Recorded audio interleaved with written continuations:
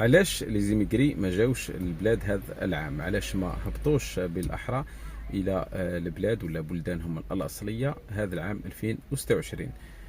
كاين بزاف لي فيديو اللي يدوروا في منصات التواصل الاجتماعي ويقولوا انه مازال ما هبطوش لي زيميغري وراحوا لي زيميغري، رانا وحدنا ارواحوا وعلاش ما جيتوش. كل هذه الاسئله وكل مضمون هذه الاسئله في فيديوهات على منصات التواصل الاجتماعي، واكيد راكم تكونوا شفتوها ولا شفتوا واحد منها.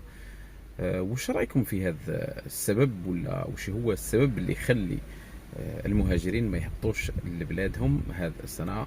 ممكن يكون غلاء التذاكر، لكن التذاكر دائما نفسها، ودائما هذا هو السعر في الأعوام السابقة، وهذا لم يثني المهاجرين على النزول إلى البلاد.